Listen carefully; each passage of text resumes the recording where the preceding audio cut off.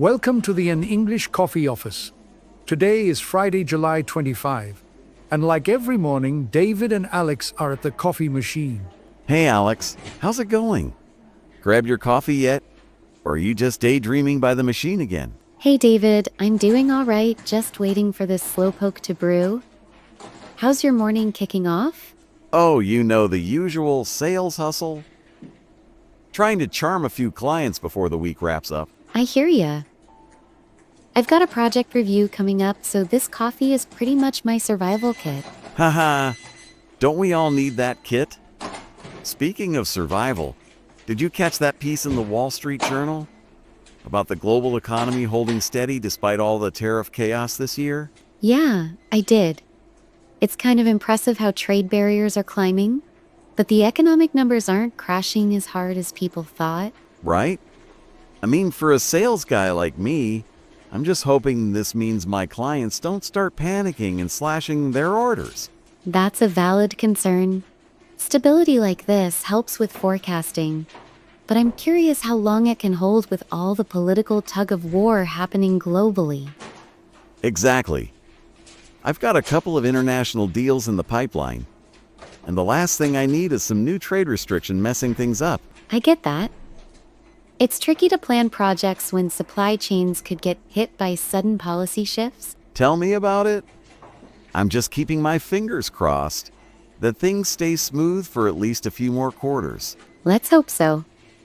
If the economy keeps showing this resilience, it might give businesses some breathing room to adapt. Yeah, breathing room would be nice for once. I'm tired of putting out fires every time a new tariff headline drops. I bet. It's like playing whack-a-mole with global policies sometimes. Too true. Hey, on a different note, did you see that buzz on X from the Wall Street Journal about China making massive strides in tech? They're going full throttle on robots and AI, closing the gap with the US. I did. And it's pretty staggering. Their investment in cutting-edge tech could really reshape the global innovation landscape. No kidding. I'm already picturing myself pitching robot-assembled gadgets to clients in the next couple of years. That's a visual. But seriously, it's a signal for companies here to double down on research and development before they get left behind. For sure. I bet our IT folks are already having late-night meetings about how to stay ahead of the curve. Probably. It's not just about staying ahead, though. It's also about ensuring cybersecurity with all this AI tech spreading so fast. Oh yeah, can't have some robot hacking into my sales pitches.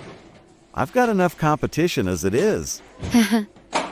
Better password protect everything then. We don't need a digital David out there closing deals. No way. I'm a one-of-a-kind closer. But honestly, it's wild to think how much tech is changing the game. It really is. I'm just wondering how it'll impact project management. Maybe AI will start scheduling my meetings soon. Wouldn't that be something? I'd pay to see an AI handle my client follow-ups. Might save me a headache or two. True, but I'd miss the human touch in some of those interactions. Tech is great, but it can't replace everything. Fair point. I guess we'll just have to roll with it and see where this tech wave takes us. Agreed. It's all about adapting at the end of the day, right? Yep. Adapt or get left in the dust. Hey, switching gears, did you read that USA Today story about wedding costs skyrocketing this year? They're saying it's getting insane to tie the knot. Oh yeah, I saw that. It's unreal how much people are dropping for just one day. Sometimes more than a down payment on a house. Tell me about it. I've got a buddy who's planning his wedding, and he's already sweating over the price tag. I don't blame him. Weddings have turned into such a cultural spectacle. But at what cost to personal finances? Exactly. I told him to just skip the big bash and elope. Save the cash for something practical like a vacation or furniture. That's solid advice. I remember when weddings were more about the family gathering than some over-the-top production. Yay, now it's all about the perfect social media post. I swear, some folks spend more on fancy decorations than on the actual food. So true. It makes you wonder if the focus is still on the commitment, or just the event itself? Good question. I'm just glad I'm not shelling out for one anytime soon. My bank account would cry. Huh? I feel that. I think a lot of couples are starting to rethink these huge expenses and go for simpler celebrations. I hope so. Spend on what really matters, not just on showing off for one night. Absolutely. It's all about priorities, especially when life's already expensive enough. No doubt. I mean, between rent, bills, and keeping up with work, who's got extra thousands for a party? Not many, that's for sure. Maybe this trend will push more people toward meaningful, low-key moments. Fingers crossed. I'd rather see my friends happy than stressed over some crazy wedding budget. Same here. It's the memories that count, not the price tag attached to them. Well said.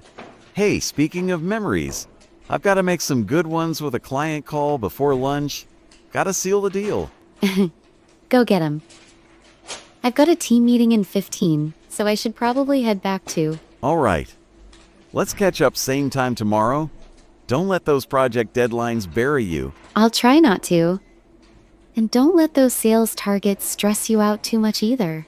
Deal. Catch you later, Alex. See you, David. Time to get to work. Don't forget to subscribe and practice your English every day. You'll see how it just keeps getting better and better. See you tomorrow. Hope you have a fantastic day.